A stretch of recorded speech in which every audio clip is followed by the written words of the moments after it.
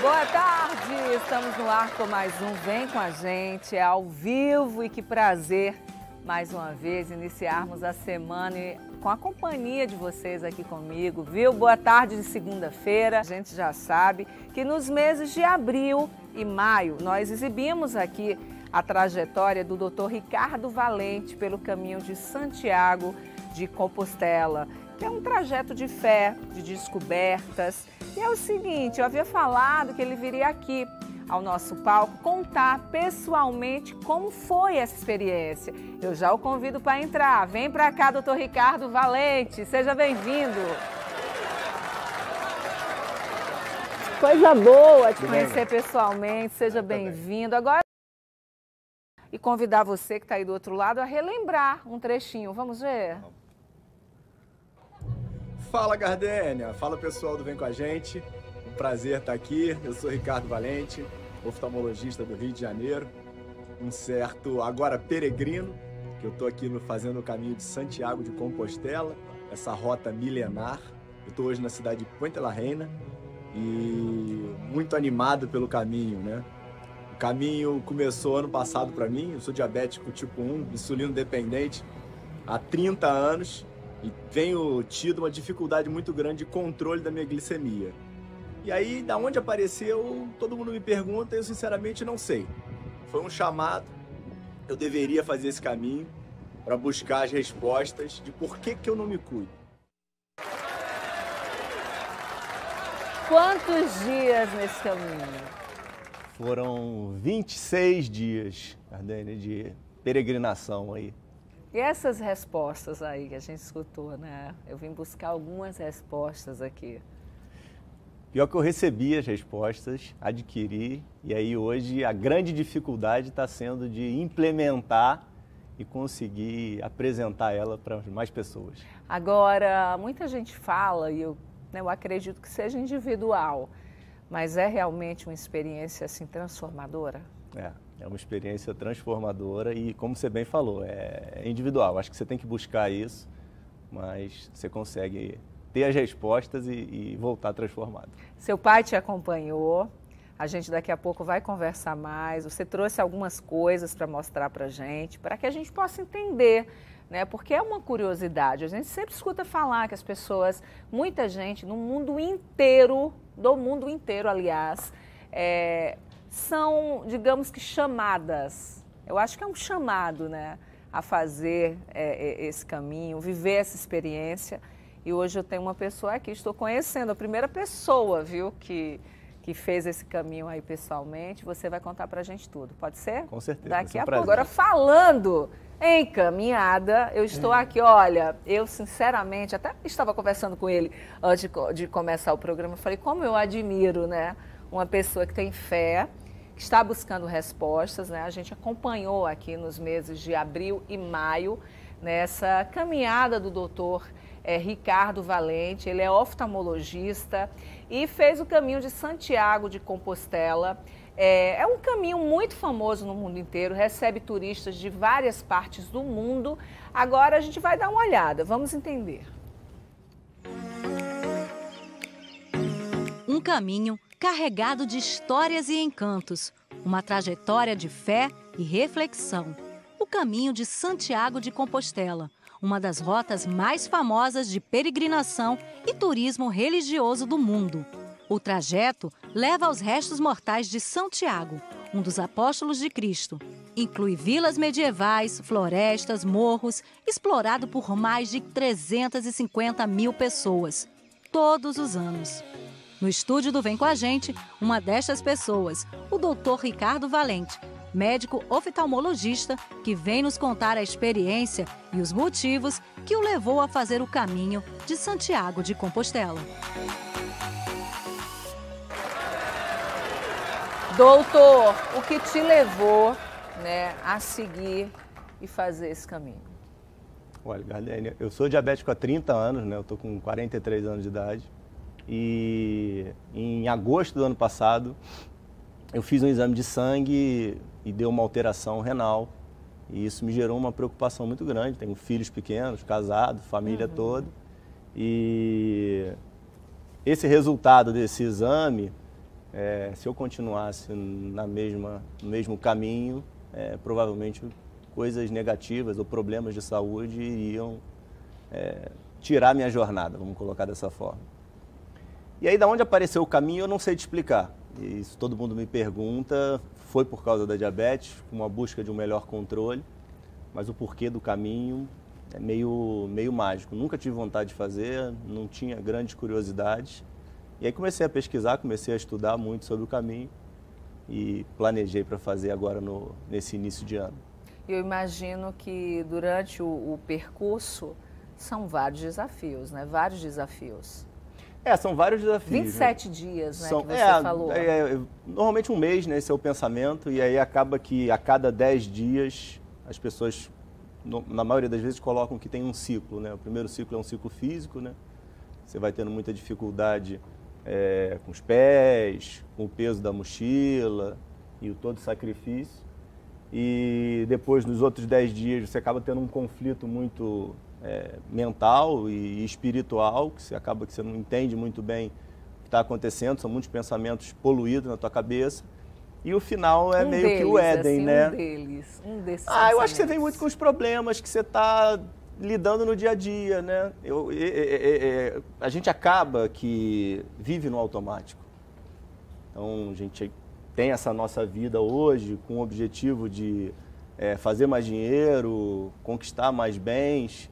E muitas vezes a gente esquece o importante e que lá, em muitos dias de muito sacrifício e muito problema, você acaba vendo que o que é importante, né? O importante são as pessoas que estão no teu ciclo, né? A tua família, as pessoas que estão próximas a você. E você me falou também que levou em uma mochila 2 mudas de roupa, não foi isso?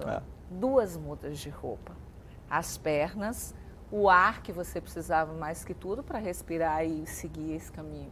Então, acho que na pandemia nós tivemos bem essa sensação e você com certeza, eu arrisco assim, mas arrisco e quase certa de que eu estou certa, de que lá você percebeu que a gente vive com tão pouco, né? Se a gente parar para pensar e a gente fica o tempo todo buscando, querendo ganhar o tempo todo, mas que a gente vive com tão pouco. Você lá caminhando, conhecendo pessoas, dizem que é uma coisa assim diferente, a estrada linda, a natureza, você, seus pensamentos, a sua fé, ele e você ali, ambos conversando, né? Aí tem um ponto muito interessante, né? Que eu fui até buscar esse minimalismo. Quanto mais bens e quanto mais objetos você leva durante a tua vida e durante a caminhada, mais difícil ela fica. Então, você ter menos coisas, você ter até menos pensamentos, que isso você vai adquirindo nos 20 dias subsequentes, você acaba que fica mais leve. E termina essa caminhada com a cabeça mais leve, com o corpo já não tão sacrificado, que ele acaba se habituando, como a gente se habitua a quase tudo na vida. E daqui a pouco eu quero saber mais dessa história. O papai foi junto, né, fazer o caminho, olha que legal. O pai acompanhou, enfim. Você trouxe algumas coisinhas aqui para mostrar para a gente do caminho. Fala, doutores! Aí. Agora chegamos num caminho mais raiz, né? Aí.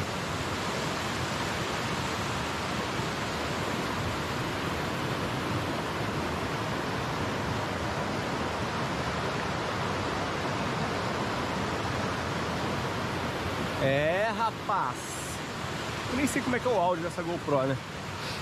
Espero que seja bom.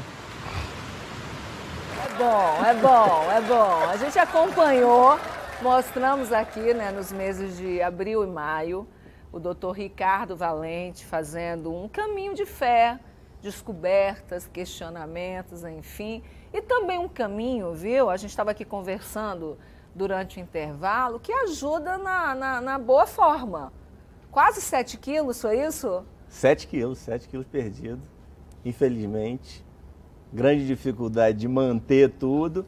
Então já ganhei alguns já na volta, mas o caminho para perder peso é bom. Quem tem interesse nisso? Olha, o Toninho, você tem uma pergunta, né, Doutor Toninho? Ricardo, as condições climáticas lá, chegou a pegar qual temperatura? Então, eu comecei o caminho na França, em uma cidade chamada Saint-Jean-Pied-de-Port, que fica nos Pirineus, um pouquinho antes dos Pirineus, e aí a primeira travessia, a primeira etapa são os Pirineus, né? Eu até peguei uma condição ruim, então existem duas alternativas. Uma que você vai pelos Pirineus, então você sobe, a cidade fica a 200 metros e ela vai até 1.400 metros. Você tem uma subida de 1.200 metros, além dos 30 quilômetros de caminhada. Chegou a sentir o ar rarefeito ou não chegou? Então, eu não fui por esse caminho, eu fui por um outro que vai até 1.100, não chega a 1.400, tá? Não tem ar rarefeito, mas estava muito frio e estava chovendo muito, que infelizmente foi quando eu fiquei doente. Tá? 3 dias depois dessa etapa, eu peguei uma amidalite danada, tive que tomar antibiótico, fui buscar atendimento lá no posto de saúde. Daí foi nesse momento que seu pai continuou, você deu uma parada para dar uma melhorada, né? Para seguir, não foi? Foi, exatamente. Tá? São escolhas difíceis, porque eu tive que fazer uma etapa de ônibus e isso é um ponto também muito relevante, que é a história do julgamento sempre do outro. Então, acaba que você estava perguntando do ambiente, da energia, né? Eu acho que a energia do caminho está pelas pessoas. Então, todas estão buscando algo diferente. Então, não é meio que o caminho é mágico. Acho que as pessoas que estão lá tornam o caminho mágico. Mas acaba que todos, infelizmente, estão se julgando. E aí, no momento que você toma uma escolha de ônibus, teoricamente, o meu caminho ficaria menor. Mas tomei essa decisão, não me arrependo, foi ótimo. No dia seguinte, a gente andou junto. Em um outro dia, e não foi bom. E no outro dia, aí eu e meu pai, mais uma vez, a gente pegou um ônibus, mais uma etapa, então menos 20 quilômetros. No total foram 660 quilômetros, né? Uau. Que a gente fez. Também outro ponto muito interessante, né? Porque quando você pensa, e eu trago isso, uma analogia, eu falo muito isso com meus filhos, né? Mas você pensa num problema muito grande, teoricamente ele é insolucionável, né? E você pensa em fazer, o caminho todo são 800 quilômetros. Então eu diminuí essas etapas e fiz 660, né? Porque eu não contei essas etapas que eu fiz de ônibus. Parece impossível, mas quando você vai fragmentando em pequenos problemas, você acaba que consegue realizar. E esses pequenos problemas são individuais. Você pode fazer uma etapa de 5, 10 quilômetros. E eu acho que a caminhada, né, é um dos exercícios mais democráticos que existe. Eu não tenho muita desculpa. Todo mundo consegue fazer. Obviamente que para ter um efeito físico você precisa de tempo, né? Você precisa fazer, diferente de uma academia ou de um exercício aeróbico mais forte.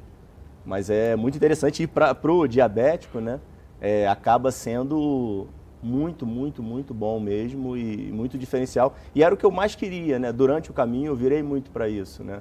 De querer empoderar o paciente diabético e apresentar e mostrar para toda a população que sim, a gente tem uma doença, tem uma limitação, obviamente que você precisa ter um entendimento e não dá para ter uma vida completamente desequilibrada. Sim.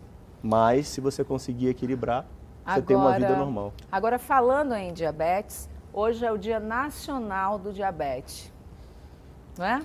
Por isso nós estamos com o Dr. Ricardo aqui, ele já vinha, mas aí a gente... vamos trazê-lo, é médico, fez o caminho de Santiago, ele precisa contar a história que nós prometemos que ele viria pessoalmente. Daí a minha equipe preparou um breve resumo, né, para que vocês possam entender. Vamos ver. 26 de junho é o Dia Nacional do Diabetes, doença que aumenta a cada ano e um desafio global à saúde e o bem-estar das pessoas. A data serve para conscientizar quanto aos fatores de risco, a importância do diagnóstico e a prevenção. Ao todo, mais de 500 milhões de pessoas vivem com diabetes. Ela afeta 1 em cada 10 pessoas e estima-se que até 2045 serão quase 800 milhões. Conhecer a doença, os meios de prevenir e tratar é extremamente importante para diminuir ou frear o avanço dela. 30 anos diabético. Como é que você descobriu, Ricardo? Muito jovem, né? Eu tô com 43, eu descobri com 13 anos de idade. A diabetes tem uma característica de ter 4 P's, né? Que é perda de peso, polifagia, poliúria e polidipsia, né? Então você acaba tendo muita sede, muita fome e urina muito. Então, em um mês, eu perdi 10 quilos, né? Com 13 anos de idade. Minha mãe é endócrino e teve uma dificuldade inicial grande de diagnóstico, né? Porque você acaba quase que tem meio que uma negação, né? Sim. Mas aí ela pediu os exames e a gente teve o diagnóstico, que de certa forma foi muito traumático para a família. Para mim, sinceramente, nem foi tanto. Porque eu era muito gordinho quando era pequeno, então perdi 10 quilos com 13 anos de idade e me senti muito mais autoconfiante. Né? E que assim, eu creio que essa questão também, né, do diagnóstico vem porque é natural na fase da adolescência, né? Eu também era bem gordinha até 10, 11 anos. Era uma bolinha assim, bonitinha, sabe? Vou falar porque a gente gosta de criança gordinha, né? Tá errado. A gente precisa entender a saúde da criança. Mas uma criança gorduchinha é a coisa mais gostosa do mundo, né? Aos 12 eu fiquei magérrima. Então é normal. Meu filho, por exemplo, é muito magro aos 13. A maioria dos adolescentes são bem magros. Então, no seu caso, essa magreza veio com um diagnóstico de diabetes, né? O que também não é normal, né? Agora, cada vez mais a gente vê crianças e adolescentes, porque também vem muito da alimentação, né? Mas algumas crianças já nascem com essa predisposição? Já. Eu estou chamando de Ricardo, mas é fica à doutor vontade. Ricardo. Não, fica à vontade. Porque hoje ele está aqui como personagem, né, que fez o Caminho de Santiago, mas é doutor Ricardo.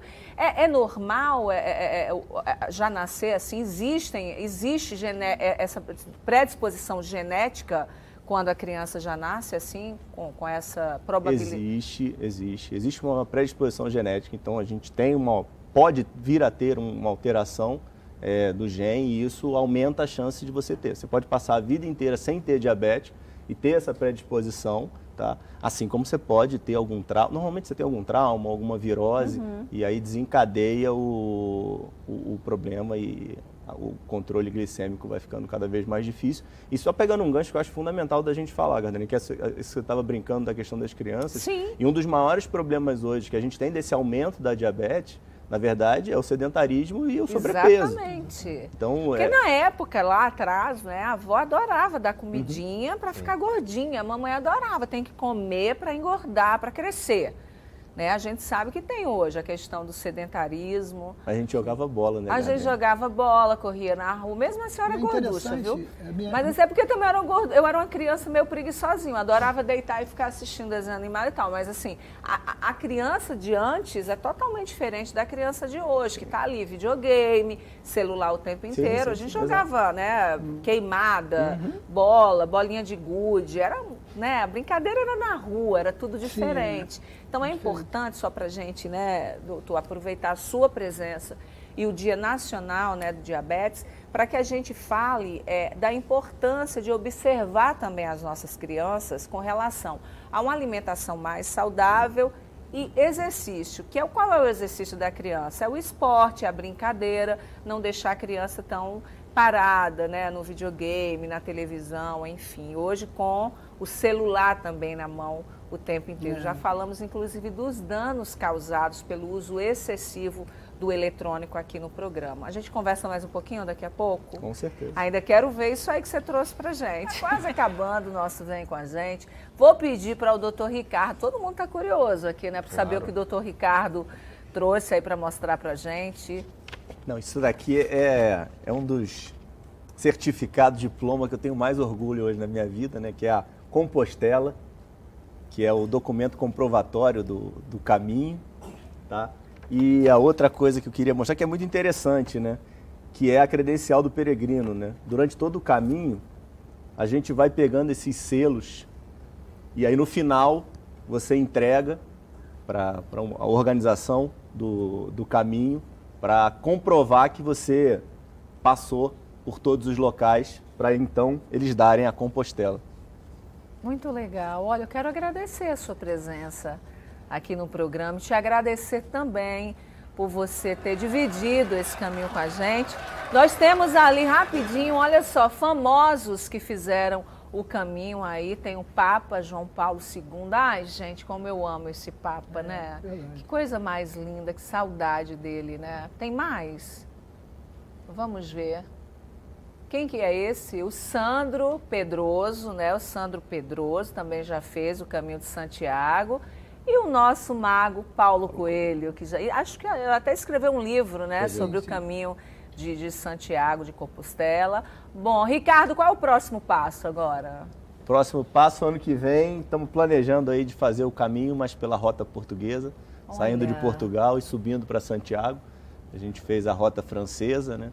Passa o norte todo da França, mas agradecer aí a oportunidade. E se Deus quiser, o Vem Com a Gente vai mostrar mais uma vez. Com certeza, com certeza. Mas essa é bem...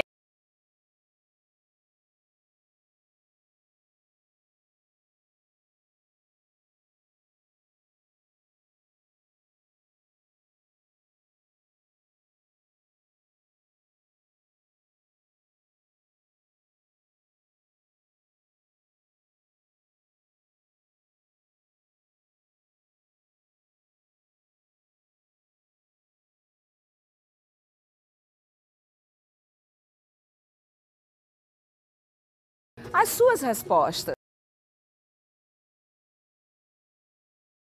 Muita fé, né? E eu te desejo uma semana linda para que você se encontre a cada dia. Linda para que você se encontre a cada dia e agradeça. Tão linda é a vida, né? Tão linda é a vida, por isso que a gente precisa agradecer todos os dias. Uma excelente semana, amanhã a gente está de volta. Kátia Fonseca chegando com o Melhor da Tarde.